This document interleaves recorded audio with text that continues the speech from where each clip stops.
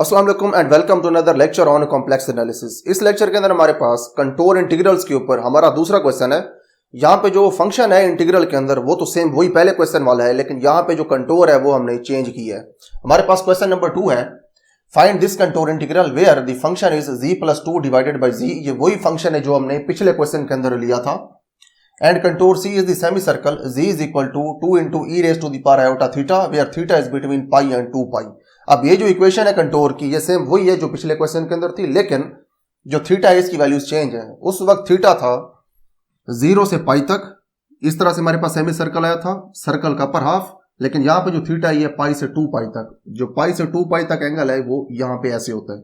ये आपने lower half लिया है अपने कंप्लीट सर्कल का। तो इस तरह से आपने कंटोर इंटीग्रल फाइंड करना है इस कंटोर के ऊपर। तो इस कंटोर इंटीग्रल के अंदर भी हमने वही काम करना है जो हमने अपने पहले क्वेश्चन के अंदर किया था। यहाँ पे हमने dz फाइंड करना है, f ऑफ z फाइंड करना है और हमने इंटीग्रेशन की लिमिट्स फाइंड करनी है। फिर इन तीनों चीजों को यूज करके हमने अपने इंटीग्रल को ट्रांसफॉर्म करना है। उसके बाद आप एक और भी बहुत इंपॉर्टेंट चीज देखें, यहाँ पे हमारे पास जो इंटीग्रल है वो इस फॉर्म के अंदर लिखा हुआ है और उसके अंदर जो इंटीग्रल f ऑफ z वो अलग से लिखा हुआ है। अब ये क्वेश्चन ऐसे भी आ सकता था, ये जो फंक्शन की वैल्यू है ये z+2/z ये यहाँ पे ना लिखी होती, ये यहाँ पे इसके अंदर ही लिखी होती, यानी कि integral of z+2 divided by z on the contour c with respect to z। ऐसे भी इंटीग्रल हो सकता था। इन अदर वर्ड्स हम इसको ऐसे भी लिख सकते थे z+2 divided by z dz और आगे कंटोर के बारे में डिटेल दी होती। इस तरह से भी हमारे पास क्वेश्चन आ सकता था। तो यहाँ पे हमारे पास जो क्वेश्चन है इसको हम सॉल्व करते हैं। सबसे पहले हम अपना dz फाइंड करेंगे। तो यहाँ पे जो z है वो है 2 into e raise to the power iota theta. तो यहां से हम dz लिख सकते हैं, dz is equal to differential of 2 into e raise to the power iota theta. अब क्योंकि 2 कांस्टेंट है ये बाहर आ जाएगा और जो डिफरेंशियल है ये अप्लाई हो जाएगा e raise to the power iota theta के ऊपर।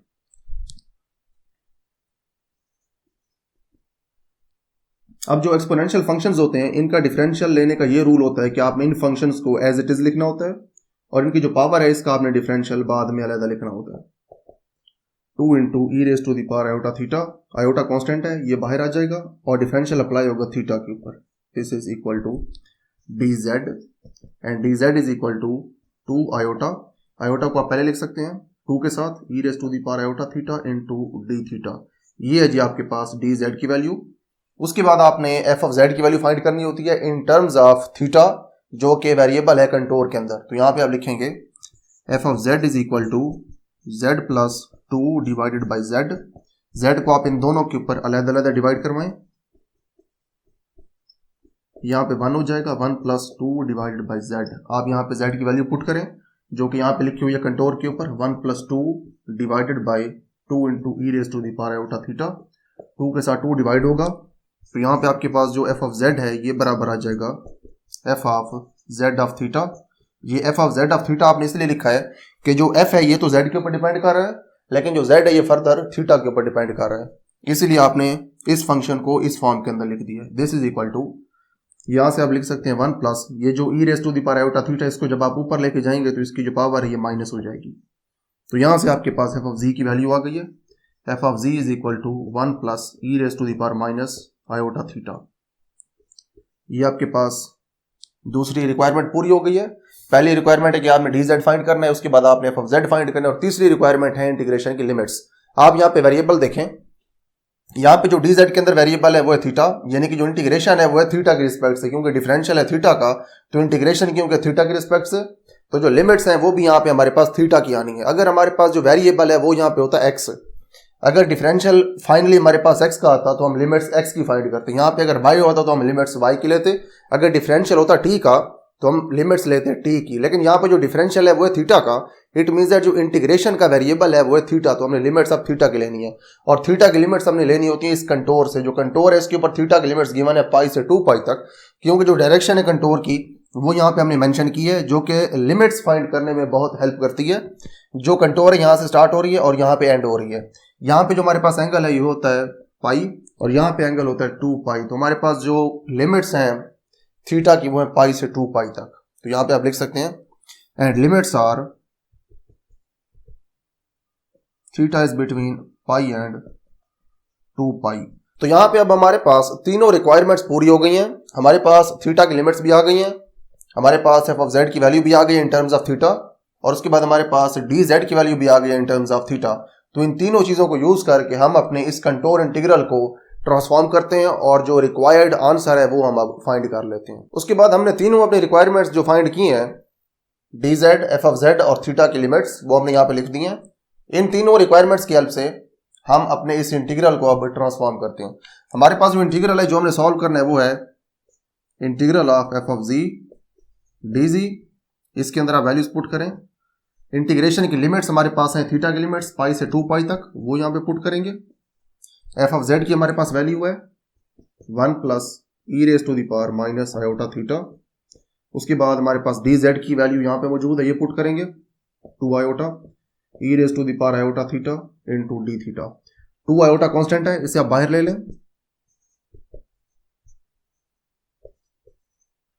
उसके बाद e raise to the power iota theta को आप इन दोनों के साथ मल्टीप्लाई करवा दें। 1 के साथ मल्टीप्लाई होगा तो यह जाएगा e raise to the power iota theta. उसके बाद e raise to the power iota theta जब मल्टीप्लाई होगा e raise to the power minus iota theta के साथ, तो बेस क्योंकि सेम है तो बेस तो एक आ जाएगी, इनकी जो पावर्स हैं वो ऐड हो जाएंगी, minus iota theta plus iota theta हो जाएगा d theta. This is equal to 2 iota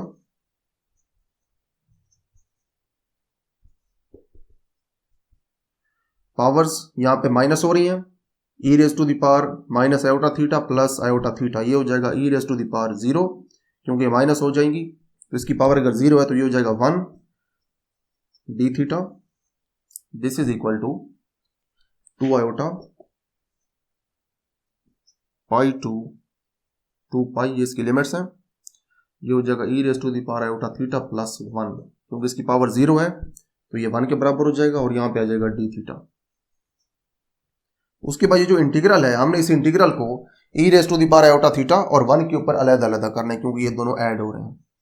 2 iota bracket लगा दें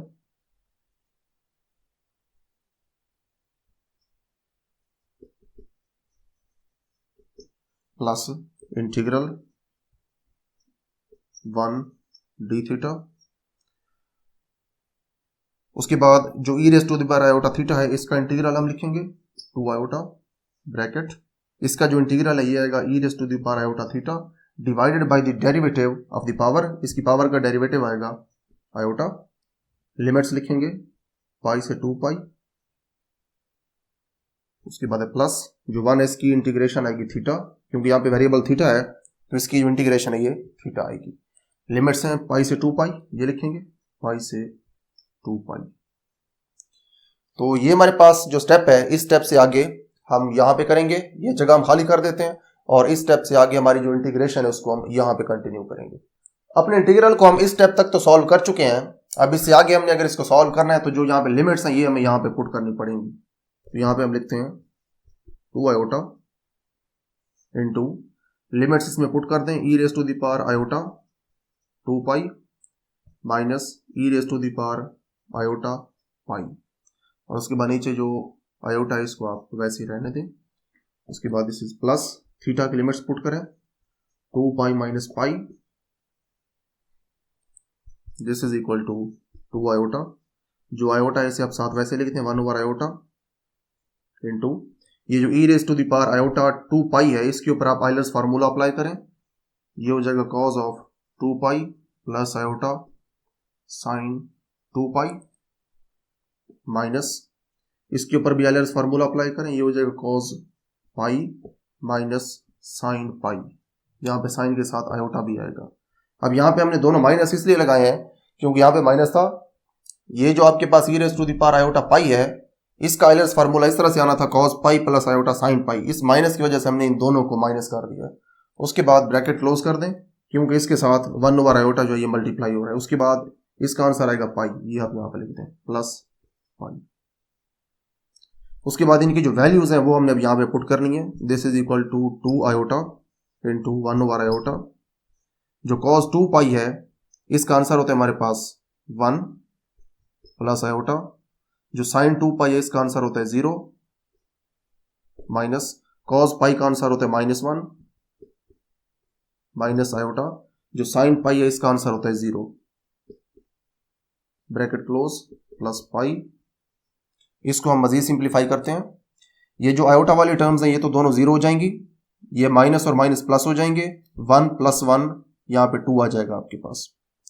तो यहाँ पे आप लिख सकते हैं this is equal to 2 iota. जो स्टार्ट के अंदर 2 आयोटा इसको आप वहां पे लिख दें। यहाँ पे जो 1 आयोटा है इसको आप वैसे रहने दें, दिस इज 1 आयोटा। और इस ब्रैकेट के अंदर आंसर हमारे पास आ रहा है +2, ये आप यहाँ पे लिखते हैं। और उसके बाद यहाँ पे है प्लस पाई। उसके बाद जो 2 आयोटा है इसको आप मल्टीप्लाई करवा दें अंदर, this is equal to 2 iota. इसको आप 2 आयोटा लिख सकते हैं और 2 आयोटा को आप साथ मल्टीप्लाई करवा देंगे, multiplied by 2 iota plus pi multiplied by 2 iota. आप इस पाई के साथ भी इसको मल्टीप्लाई करवा देंगे, आयोटा के साथ आयोटा कैंसिल हो जाएगा, यहाँ पे आ जाएगा 2 × 2 4 प्लस 2 पाई आयोटा। ये है जी आपके पास आंसर। स्टार्ट आपने लिया था अपने इंटीग्रल से, यहां से this is integral of f of z, और ये बराबर आया है 4 + 2 पाई आयोटा के। इस तरह से आपने कंटोर इंटीग्रल्स को सॉल्व करना है। तो यहाँ पे हमारे पास कंटोर इंटीग्रल्स के ऊपर दूसरा क्वेश्चन कंप्लीट हो गया है। यहाँ पे हमने सेम वही काम किए हैं जो हमने अपने क्वेश्चन नंबर 1 के अंदर किए थे। हमने सबसे पहले dz फाइंड किया है, फिर हमने f ऑफ z फाइंड किया है, फिर हमने थीटा के लिमिट्स फाइंड किए हैं, फिर इन तीनों चीजों को यूज करके हमने अपने इंटीग्रल को ट्रांसफॉर्म किया इन टर्म्स ऑफ थीटा, और उसके बाद हमने इसको सॉल्व कर लिया है। उसके बाद अब ये देखें कि जब भी आपके पास कंटोर इंटीग्रल्स के क्वेश्चंस होंगे, आपने सबसे पहले क्या चीज देखनी है। सबसे पहले आपने कंटोर के बारे में क्लैरिटी हासिल करनी है। क्लैरिटी इस तरह से हासिल करनी है कि आपने कंटोर के ऊपर यह देखना है कि जो आपका z है, जो कम्प्लेक्स नंबर है, वो किस तरह से डिफाइन किया हुआ है। यहाँ पे तो उन्होंने हमें कम्प्लेक्स नंबर डिफाइन करके दे दिया था कंटोर के ऊपर, कि कंटोर के ऊपर जो कम्प्लेक्स नंबर है वो इस तरह से डिफाइन किया हुआ है। लेकिन कुछ ऐसे भी क्वेश्चन हो सकते हैं जिनके अंदर जो कंटोर है वो वर्ड्स के अंदर दी होगी, या एक सेंटेंस दिया होगा, उसके बारे में कुछ इंफॉर्मेशन दी होगी और ये बताया होगा कि ये आपके पास कंटोर है। इस तरह से क्लियर कट z की वैल्यू नहीं लिखी होगी। तो अगर कुछ ऐसे क्वेश्चंस हो जिनके अंदर क्लियर कट z की वैल्यू नहीं लिखी हुई और आपको कंटोर वैसे बताई हुई है, तो सबसे पहले आपने जो काम करना है वो ये है कि आपने सबसे पहले उसमें से z की वैल्यू फाइंड करनी है कि जो z है उसकी यहाँ पे क्या वैल्यू होगी कंटोर के ऊपर। क्योंकि जो कंटोर के ऊपर z की वैल्यू है उसी के ऊपर आपका जो पूरा क्वेश्चन है उसका दारोमदार उसी z की वैल्यू के ऊपर होता है जो कि कंटोर से आपको मिलती है। तो सबसे पहला आपने काम ये करना है कि आपने z की वैल्यू फाइंड करनी है।